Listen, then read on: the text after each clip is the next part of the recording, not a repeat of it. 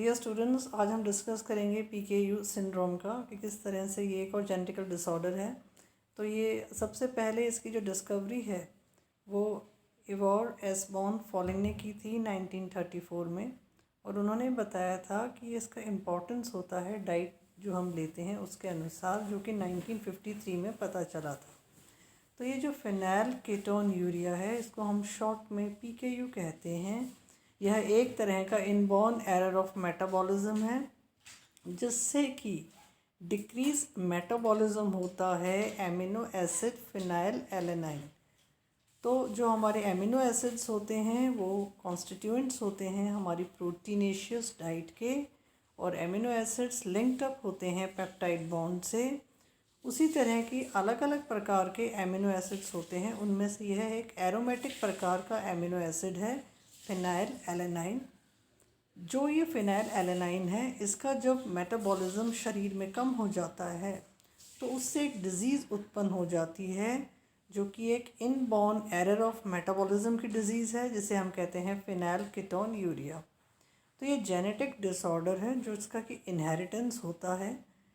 ये क्यों होता है? क्योंकि म्यूटेशन हो जाता है जो एक जीन है PAH जीन, जिससे कि लो लेवल बनता है एक एंजाइम का फिनाइल एलेनाइन हाइड्रोक्सिलेज।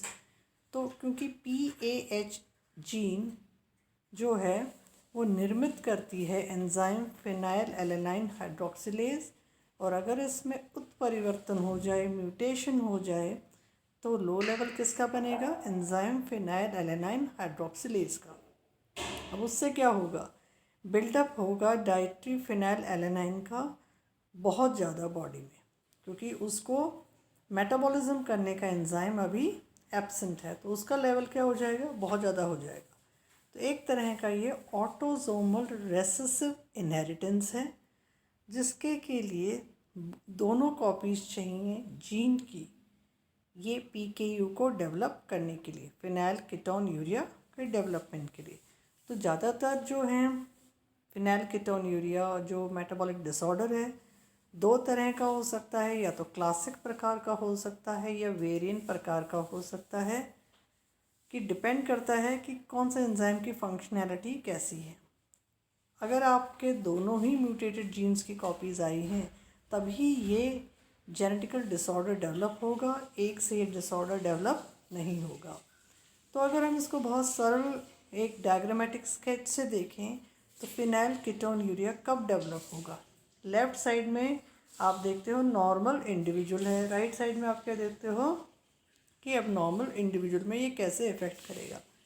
आप जो भी प्रोटीनेशियस डाइट, जो एक बैलेंस डाइट हम लेते हैं जिसमें हम carbohydrates, fat, proteins, vitamins, minerals सब कुछ लेते हैं, तो अगर हम प्रोटीन्स को ले रहे हैं फ्रॉम फूड और then proteins also from our muscles, तो ये जो प्रोटीन्स हैं आपको पता है कि उसका क्या होता है, हमारी बॉडी में कैटाबॉलिज्म होगा। प्रोटीन्स किस में ब्रेक डाउन होंगे? एमिनो एसिड्स में ब्रेक डाउन होंगे जो कि उसके बेसिक कॉन्स्टिट्यूएंट्स हैं। अब कई एमिनो एसिड्स तो परिवर्तित हो जाती हैं फिनाइल एलेनाइन में, जिसको हम शॉर्ट में लिखते हैं PHE। कुछ परिवर्तित हो जाती हैं अदर एमिनो एसिड्स में। अब अगर एंजाइम आपके प्रेजेंट है PHA फिनाइल एलेनाइन हाइड्रोक्सिलेज, तो अब किसका रूपांतरण होगा? फिनाइल एलेनाइन का किस में कन्वर्ट होगा? वो टायरोसिन एमिनो एसिड। ये तो है कि नॉर्मल इंडिविजुअल में। अगर हम इसकी एबनॉर्मलिटी हो जाए, कुछ म्यूटेशन हो जाए जीन में, तो अब जो आपने प्रोटीन लिया है फूड से या मसल से, जब वो कन्वर्ट होते हैं अमीनो एसिड फिनाइल एलेनाइन में या दूसरी अमीनो एसिड्स में, तो यहाँ पे वो एंजाइम नहीं पाया जाता क्योंकि वो जीन जो है उसमें म्यूटेशन हो गया। अब किस चीज़ का हमारी बॉडी में स्तर या लेवल बढ़ गया? फिनाइल एलेनाइन का। अब वो टायरोसिन में कन्वर्ट नहीं हो पा रहा है, तो एक चीज़ का, एक एमिनो एसिड्स का कॉन्सेंट्रेशन बॉडी में बहुत ज़्यादा हो गया और टॉक्सिक लेवल पर पहुंच गया, जिससे कि ये जेनेटिकल डिसऑर्डर डेवलप हो गया है। तो क्या क्या इसके फीचर्स होते हैं? तो एक तरह का ये कंपाउंड है, हेटेरोजाइगस म्यूटेशन की वजह से हुआ है।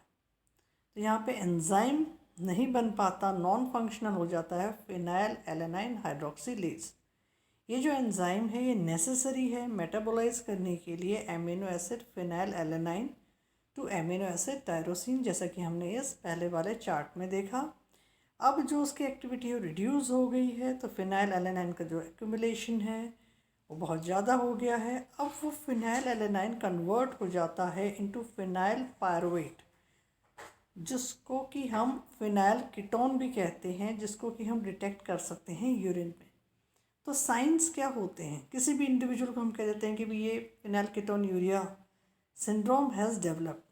तो इंटेलेक्चुअल मतलब सोचने समझने की जो एबिलिटी होती है कम हो जाती है, बिहेवियरल प्रॉब्लम्स हो जाती हैं, मेंटल डिसऑर्डर्स हो जाते हैं, एक अजीब सी एक मस्टी स्मेल आती है, एक लाइटर स्किन डेवलप हो जाती है, टॉक्सिक लेवल हो जाता है फिनाइल एलेनाइन का, क्योंकि टायरोसिन में उसका कन्वर्शन इतना ज़्यादा नहीं हो पाता है।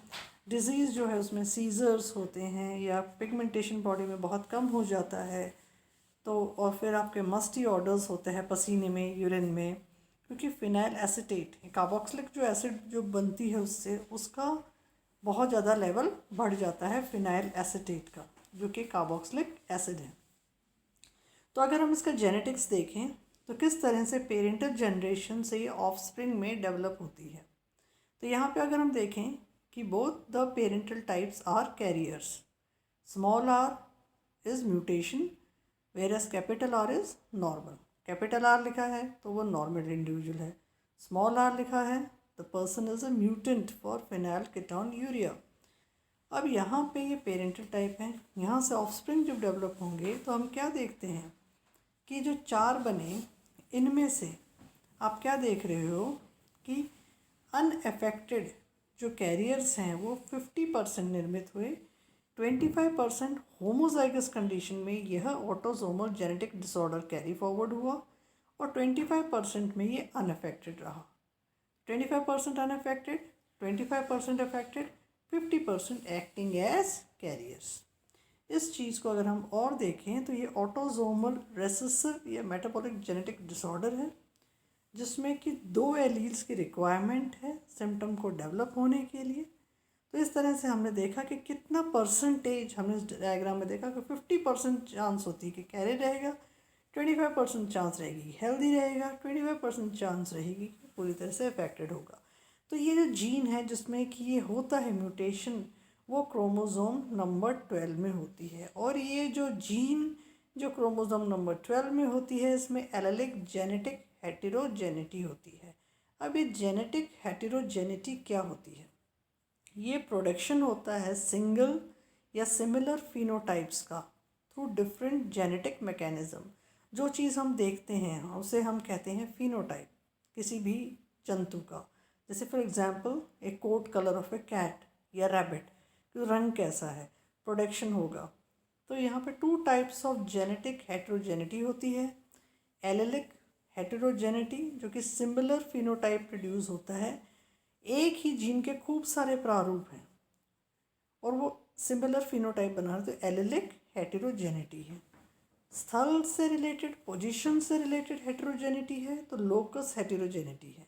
Similar phenotype is produce by mutations at different loci. अलग अलग स्थल हैं, अलग अलग स्थल पर अलग अलग म्यूटेशन हो रहा है, सिमिलर फिनोटाइप एक डेवलप हो रहा है, तो वो लोकस हेटेरोजेनिटी है। Otherwise it is allelic heterogeneity, जबकि सिमिलर फिनोटाइप प्रोड्यूस होता है with different alleles within the same gene. Now coming to a biochemical aspects कि किस तरह से यह बॉडी में हमारे इसका मेटाबॉलिज्म इवेंट होता है। जो फिनाइल एलेनाइन है, जैसे कि it is aromatic amino acid with the help of an enzyme phenyl alanine hydroxylase. ये फिनाइल एलेनाइन जो कि एरोमेटिक एमिनो एसिड है, इसका कन्वर्शन किस में हो जाता है, दूसरी एमिनो एसिड टायरोसिन में। अब यहाँ पे उसके बाद में इसका कन्वर्शन होता है इनटू PCBD1 में, जिसमें कि टेरिन 4 अल्फा कार्बिनोलेमीन होता है। यहाँ से वाटर रिलीज हो जाता है, फिर डाईहाइड्रो बायोपेट्रिन बनता है। फिर यहाँ पे रिडक्टेज एंजाइम के माध्यम से डाईहाइड्रोप्टेरिडिन रिडक्टेज से डिहाइड्रोजनेशन होगा और उसके बाद में it is getting converted into tetrahydrobiopterin. और tetrahydrobiopterin is your again an aromatic compound BH4। तो इस तरह से इसका मेटाबॉलिक इवेंट यहाँ पे प्रोसेस होता है बायोकेमिकल टर्म्स में। क्योंकि दो वेरिएंट्स हैं तो उसमें से एक है क्लासिकल PKU जो कि लेस सीवियर होता है। इसमें म्यूटेटेड जीन जो होती है PAH की विच कन्वर्ट करती है टू टायरोसिन, उसमें म्यूटेशन हो जाता है। तो जो टायरोसिन क्यों ज़रूरी है, वो एसेंशियल है एमिनो एसिड, क्योंकि इसके बिना बॉडी में ब्रेक डाउन फिनाइलएलेनाइन का नहीं हो पाता है PAH एंजाइम के बिना। ये जो टायरोसिन है ये न्यूरोट्रांसमीटर्स के प्रोटेक्शन के लिए बहुत ज़रूरी है, जो कि नर्व्स के बीच में रिलीज़ होते हैं, दो न्यूरॉन्स के बीच में रिलीज़ होते हैं, जैसे इपिनेफ्रिन, नॉरएपिनेफ्रिन या डोपामिन। फिनाइलएलेनाइन क्या है, लार्ज न्यूट्रल एमिनो एसिड है, LNAA large neutral amino acid, जो कि compete करता है ट्रांसपोर्टेशन का from blood brain barrier BBB via large neutral amino acid transporter LNAAT। अगर फिनाइलएलेनाइन एक्सेस है ब्लड में तो वो सैचुरेट करेगा ट्रांसपोर्टर को, एक्सेसिव जो लेवल हो जाएगा फिनाइलएलेनाइन का उससे डिक्रीज लेवल हो जाएगा दूसरे LNAs का इन द ब्रेन। ये जो एमिनो एसिड्स हैं वो नेसेसरी हैं न्यूरोट्रांसमीटर सिंथेसिस के लिए। तो इस तरह से न्यूरोलॉजिकल डिसऑर्डर्स डेवलप हो जाते हैं। अब इस चीज़ को क्योर करने के लिए, ट्रीटमेंट करने के लिए, क्योंकि जेनेटिकल डिसऑर्डर है तो हम लेटेस्ट बायोटेक्नोलॉजिकल टूल को इस्तेमाल करते हैं जिसमें हम जीन थेरेपी करते हैं, जिसमें कि हम उस क्रोमोसोम नंबर 12 में उस जीन में जाके उस जीन को रेक्टिफाई कर देते हैं, करेक्ट कर देते हैं, मॉडिफाई कर देते हैं और फिर हम उसको एक इंडिविजुअल में वापस रिप्लेस करते हैं तो अब वो जीन नॉर्मल हो जाएगी। That is gene therapy. दूसरा होता है कि हम क्लिनिकल ट्रायल्स करते हैं जिसमें कि PEGPAL गायलेटेड रिकॉम्बिनेंट फिनाइलएलेनाइन एमिनोलाइज को बनाया गया है एक एंजाइम का सब्स्टिट्यूशन थेरेपी, क्योंकि वो एंजाइम तो इसमें काम नहीं करता, तो इसमें एक रिकॉम्बिनेंट एंजाइम बनाया गया जिसको कि हम रिप्लेस कर देते हैं, जो कि अब उस फिनाइलएलेनाइन को, जो कि उस एमिनो एसिड का जो लेवल है उसको ब्रेक डाउन करेगा इनटू टायरोसिन। तो एक तरह से दो तरह के माध्यमों के द्वारा हम इस जेनेटिकल डिसऑर्डर को क्योर कर सकते हैं। आई होप कि आपको ये जो सिंड्रोम है फिनाइलकेटोन्यूरिया वो बहुत ही सरल तरीके से समझ में आ गया होगा। Thank you.